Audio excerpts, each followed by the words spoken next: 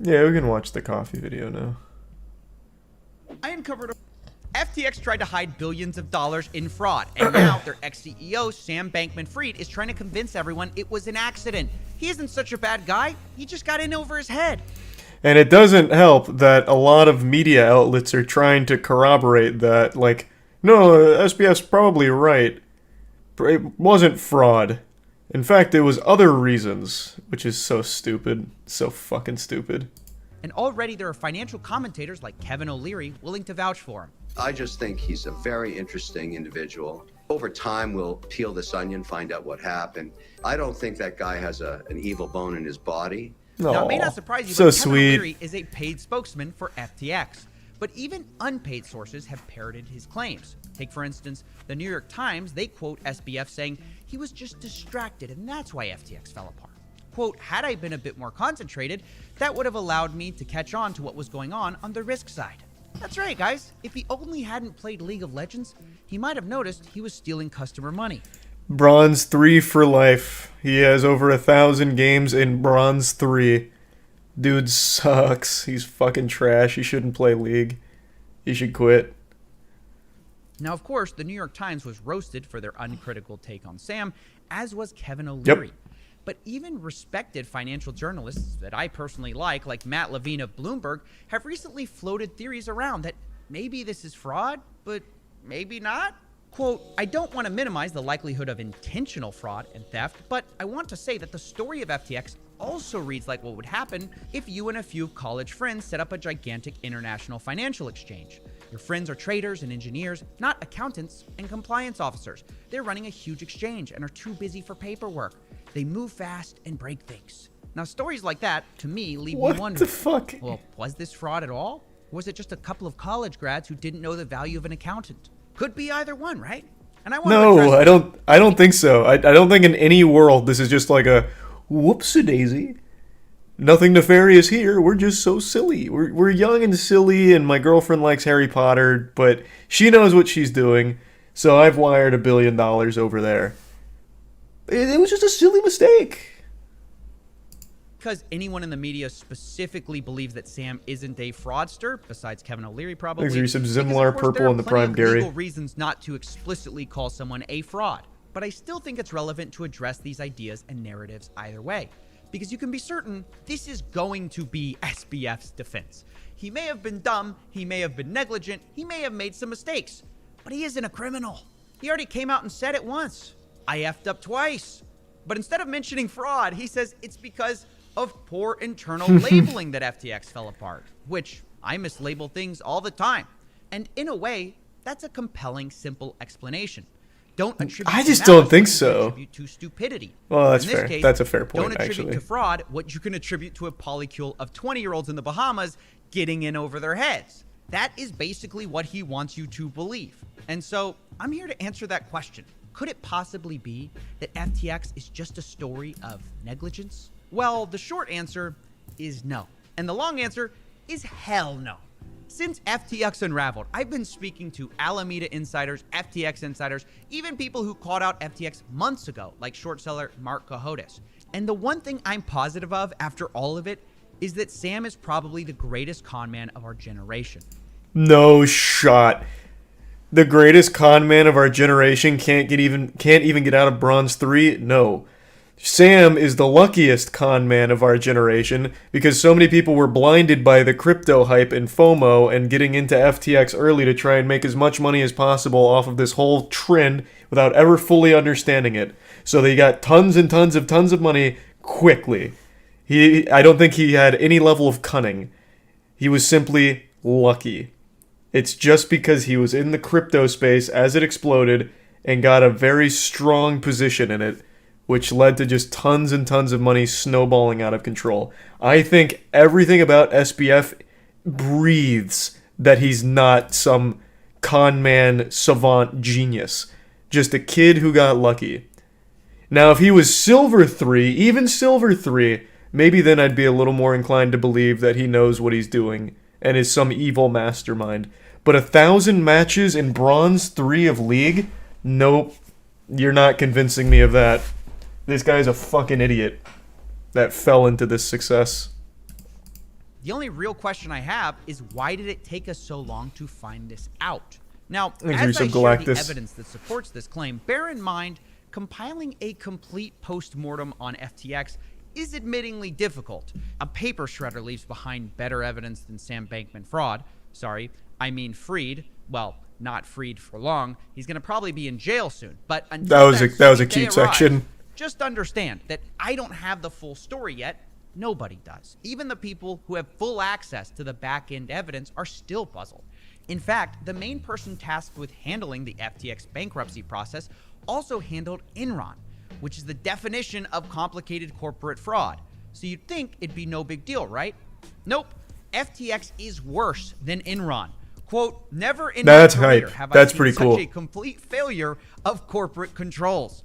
Not only that, he says that everything Welcome to crypto. SBF in the way of evidence he has, quote, no confidence in, which, isn't great. This is probably because A, Sam has lied, and B, it sounds like everything in his empire was a mess. Allegedly, FTX was approving expenses with, quote, personalized emojis, and that Sam was communicating with disappearing messages that were set to auto-delete after, quote, a short period of time. A system used by innocent people every day. It's not him being a fraud and trying to hide things. This is just something that me and you always use. Fucking little dead man switch for all of our messages. Oh my god. Fucking unreal. Thanks to Resub, Head It, and Silver Spirit. It is so foul. Things like Wall Street Journal and shit saying like, well, it probably wasn't fraud. I think he's just a misunderstood kid who wasn't getting enough sleep, or, you know, people just lost confidence in him for some reason. I don't know why. That's why FTX failed. Nothing else. Not only that, Sam encouraged employees to do the same. So understand that we don't have a full picture of what happened yet, in part because, well, they deliberately... Oh yeah, to be fair, yeah, that's not the... A dead man switch is like something that sends out once someone's gone. It's like insurance. Like, I have all of these blackmail documents, and if my heart rate isn't what it normally is, it'll send it out. Leaving one. And I would actually point to this as the first piece of evidence of fraud. You don't show up to the scene of a crime with billions That's just missing, Snapchat. find out all the evidence is destroyed, and say, oh darn, That's maybe true. they accidentally torched it. Unless you just save it. That in of itself is suspicious. And deleting your text messages and encouraging your employees to do the same, that just screams that you're hiding something. But even though they didn't leave us much to go on, there's still tons of breadcrumbs that lead us to the same conclusion. For example, take the corporate structure of FTX and all their subsidiaries. We've talked about this. It's incredibly complicated, but I'm supposed to believe that the guy who set this up is the same guy who didn't know it was wrong for him to take from one company and steal it. Isn't this the same guy whose parents are both compliance lawyers, sticklers for the rules? You're telling me that guy doesn't understand what basic fraud is? Incidentally, this is actually why Kevin O'Leary thought this was such a safe bet. I'm a paid spokesperson. Yeah, the compliance lawyers. FTX and a shareholder there too. And This is both his parents. because he has two parents that are compliance lawyers. If there's ever a place I could be that I'm not going to get in trouble, it's going to be at FTX. Yikes. And yet, even after being defrauded, Kevin says given the chance, he'd bet on Sam again. Oh my god. Knocked on your door again. What a cuck. Said, look, I failed in my last venture. I have a new crypto venture. I need money. Would you back him? That's a great question. No one's asked me yet. I think we can all admit, you can love him or hate him given what's happened, but he was one of the most brilliant traders. Oh, what in do you crypto mean? universe. No, he wasn't. The guy, what? Pardon? No, he really wasn't. His fucking get-rich-quick scheme was starting with $10 million. He had $10 million as a fucking kid. So he took $10 million and put it into Bitcoin and immediately swapped it on a different exchange for higher. So he used to take $10 million, put it in Bitcoin when it was 10K at a US exchange, and then take that and trade it on a Japanese exchange where it was a higher rate. So he made a lot of money doing that, but he had $10 million to fucking play with. He started rich. He had step one, good spawn. That's it. Kevin is delusional. Like, actually fucking delusional. Thanks to Tier 1 Fundy and the resub Stoopy, Olgerty, and Bin. He also built one of the most robust platforms. We used FTX actively. It was a very robust Thanks for resub, platform Jojo. that allowed us to get information on a compliant basis. So I really like what he built. Would you back him?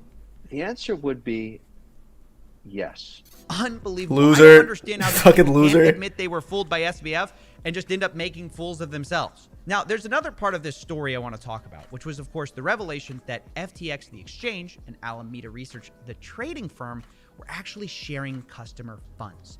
And there's been some talk of, well, maybe this was just a lack of compliance or accounting. But I want to suggest to you that SBF was not lacking anything. He purposely and deliberately profited from the vague relationship between Alameda and FTX. And the first sign of this was when I spoke to an insider at Alameda.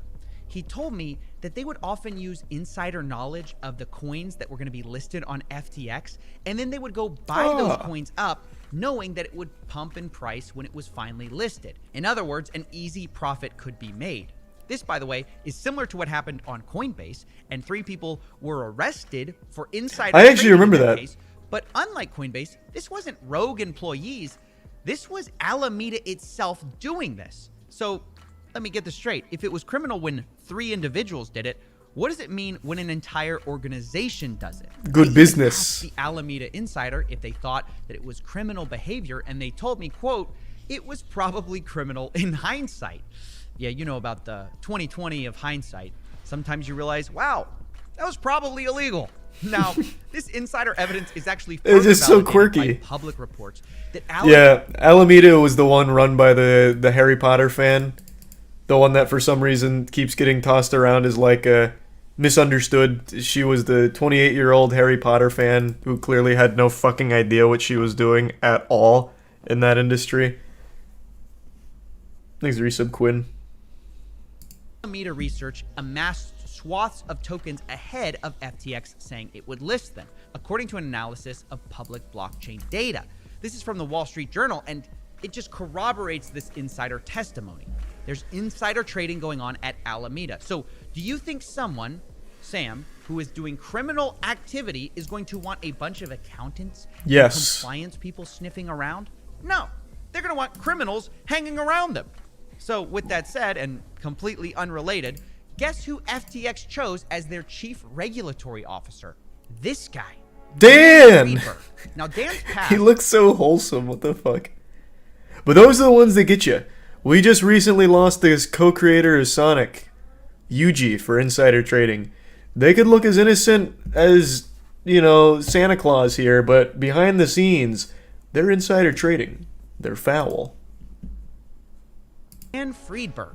Now, Dan's past is very important because he used to work for UltimateBet, a poker site which got in a lot of trouble and has a very shady past for reasons we've explained before. UltimateBet got in trouble because they were Thanks, Resub giving Quinn. some of their players a god mode that allowed them to see the other players' cards, which would obviously That's be so- an advantage that's so if you're big. trying to play poker. Wow. So Friedberg was working for UltimateBet during these God mode days. And Sounds like one of those although old he was CS:GO never lotto charged with scams. anything, there is leaked audio coming out from him conspiring to hide the owner of UltimateBet from facing any consequences from using it. Here's Russ Hamilton, the former owner of UltimateBet, who used God mode and admits to making money with it, telling Friedberg that he wants to get out of this cheating scandal. I feel, and I did take this money, and I'm not trying to make it right, Dan. So we got to get that out of the way real quick, okay? So then Dan Friedberg replies to Russ that maybe they should just blame it all on a third-party consultant and say that was who used the God mode on their website instead of Russ himself. I think for the public, it just has to be former consultant took advantage of a server flaw by hacking into the client, been able to identify exactly when. Sometimes he played with it, sometimes he played without it. Sometimes he intentionally won, and sometimes he intentionally lost. Very erratic play. But we've been able to identify super genius. when the tool was up and their net wins. And that's what And what you could also say is that the tool was originally set for a 15-minute delay. And he hacked it to a real time. You can't. God, he can hack anything. Holy So fuck. this is the guy they hired at FTX as their chief regulatory officer, a guy who once conspired to hide his cheating boss. And of course, there are more red flags about the relationship between FTX and Alameda. You might assume that, like, okay, if it was negligence, maybe everyone inside the organization was just sharing information with everyone. There was no walls in place, right? And that's what created the conflicts of interest. But that doesn't match with what we've heard. I personally have spoken to FTX insiders who said they were blindsided by the collapse. They didn't know anything. The Wall Street Journal also... Well, yeah, there's no shot that normal people at FTX had any idea what was actually going on with all this shady shit. There's 0% chance like everyone at FTX is guilty or everyone was insider trading or anything like that. That's not surprising at all. It's just the people at the very top. I'm also really curious how they have this audio with Dan Friedman here, because that seems like a conversation that was had just between whoever this... I already forgot this guy's name. Russ? I don't know. The old guy here and Dan. I don't know how that would even leak.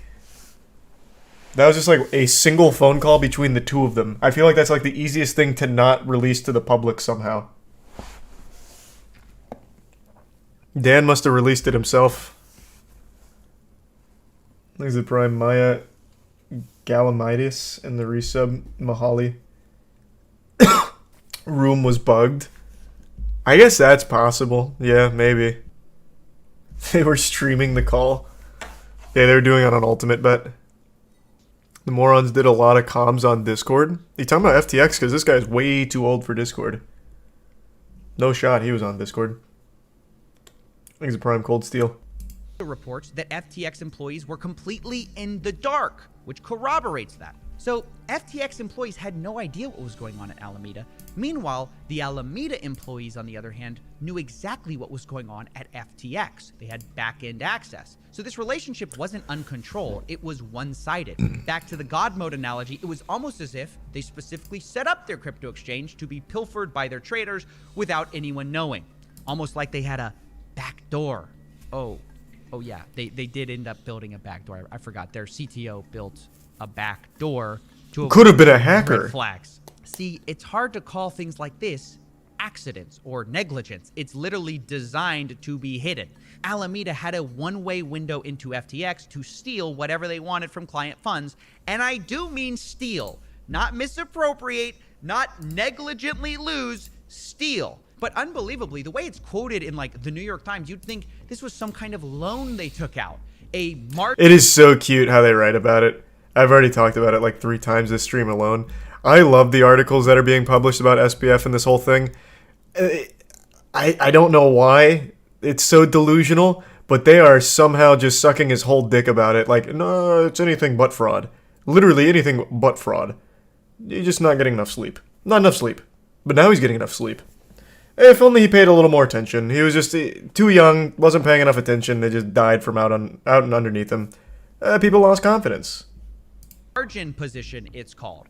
But we know now it wasn't a margin position. Alameda apparently had a secret exemption from certain aspects of FTX.com's auto liquidation protocol, according to their new CEO. So this large margin position isn't a margin position at all, because they could never be liquidated. And I'm sure Dan Friedberg might be somewhere on a call trying to figure out how to blame a rogue employee on this secret exemption. But let's be honest with ourselves. Alameda knew what they were doing was criminal. That's why they call it a secret exemption. And they were even willing to lie about it to keep it a secret. Alameda CEO, Caroline Ellison, denied special access to Bloomberg News, saying, "We definitely have a Chinese wall in terms of information sharing to ensure that no one at Alameda would get customer information from FTX or any sort of special treatment from FTX." But obviously, this was a lie. Here's Sam Bankman-Fried lying too. Quote, "Alameda is a wholly separate entity." Well, we know that isn't true either. Looking back, it was obvious because even when you'd wire them money to FTX, the international wiring instructions were to Alameda Research. Not exactly a coincidence. So after finding all of this out, I spoke to Mark Cohodes, who called out SBF as a fraud much earlier than almost anyone else. And I asked him his thoughts, and he said, this was all obvious a mile away. I knew something was wrong a year ago because everything this guy... This kind of shit has to feel so good. To be that person that called it out and then later are vindicated, that has to be such an amazing feeling. Like, that's that shit people live for with goofy conspiracies. Like, that one high, that euphoric high. But this guy isn't just like a conspiracy theorist. He was like an actual smart guy who saw all the signs, all the writing on the wall, called it out, and then was proven right later on. That has just got to feel amazing. Guy said, and you can play all his interviews back. Nothing added up. You know, nothing. I mean, his interviews also never helped him. He openly admitted it was a fucking Ponzi scheme. He literally describes it as a Ponzi scheme and celebrated the fact. So it's not like the interviews were ever really, like, deceptive.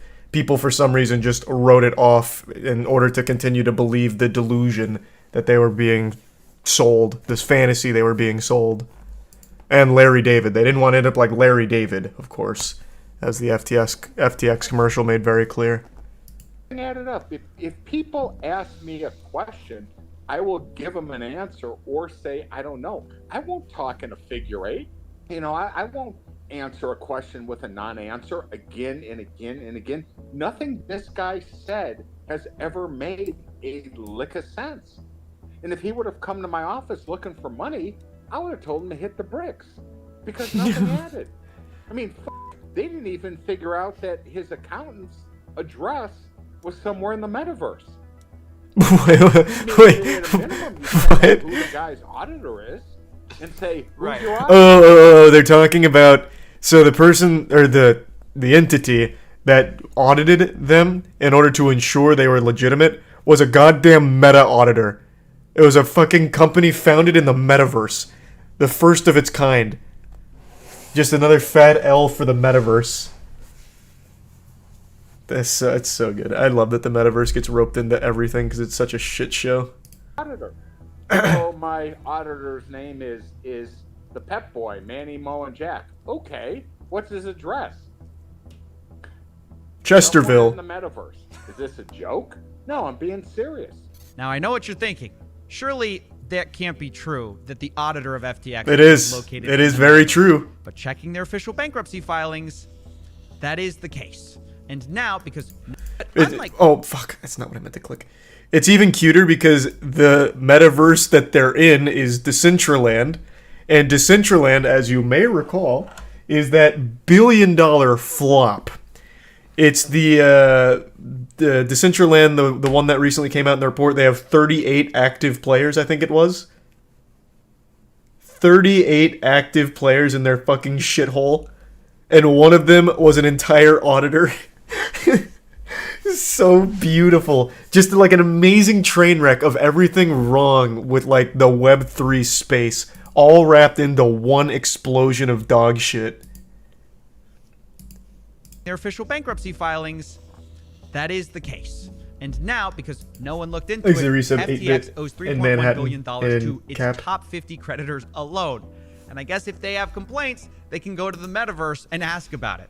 I'm just kidding. Well, kind of. I actually don't think they probably take complaints in the metaverse. Either way, the question of was Sam Bankman-Fried a fraud is not much of a question at all. The real question is, why did so few people catch on early, and why didn't the media catch on sooner? I'm not sure. And why aren't they admitting it now? Political donations or this whole story about effective altruism. But ultimately, what I know for sure is that people like Mark Cohodes, they weren't silent. He says he took it to journalists before the crash to see if they'd do anything, and they said no. I went to Bloomberg with my pal who I was working on this thing with, and we laid it out to five ladies on the crypto team, and they passed, and they said it would be too much work, we'd lose access, it's bad for business, right? They'd hang up on us if we asked these questions. Well, at least I had the questions. Wait, Bloomberg denied a story with you because they thought it would lose them access and it was too much work? Yes. Bloomberg L. When? Unlucky. When did this happen? This happened in July. This happened in early July. They had everything. They had everything. Wow. They also said, but I didn't want anyone fired. I didn't want anyone fired, so I didn't give them this. They said it was bad for business, i.e. advertising. You're kidding! So they admit their conflict of interest with advertisers in the crypto space? Yes. Now, this is pretty shocking allegations, so I did want to reach out to Bloomberg for comment to see if they wanted to respond to this, and here's what they said.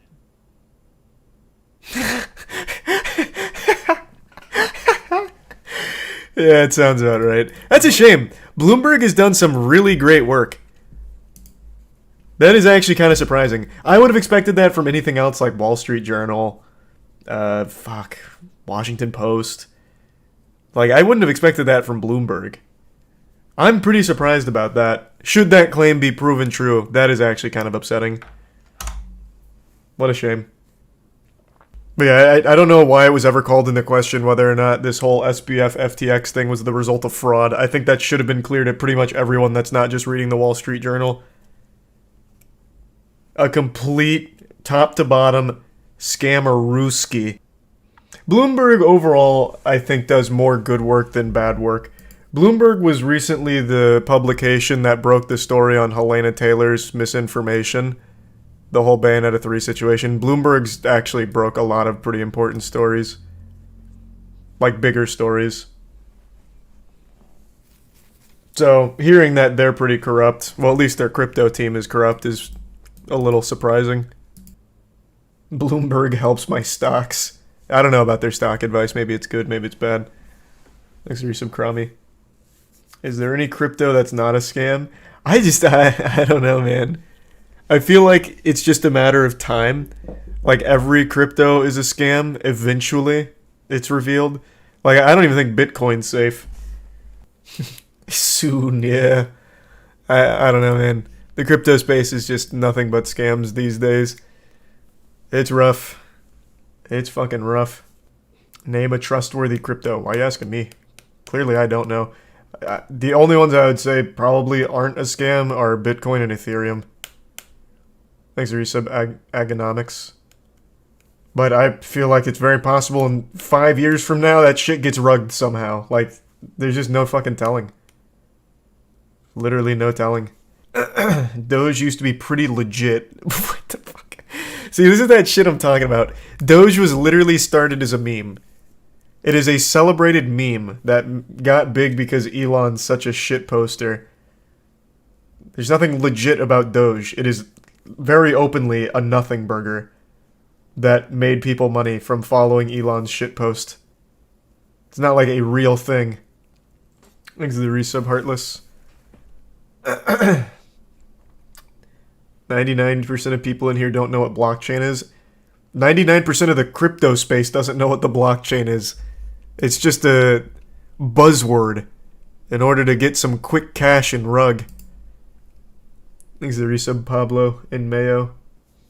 All these people have mostly stopped talking about NFTs. Yeah, NFTs seem super dead. Justin Bieber's $1.3 million Bored Ape that he bought last year, or I don't even think it was a full year ago, is now worth like $70K and dropping. All of them are just hitting the shitter. It's about fucking time. That is so great to see.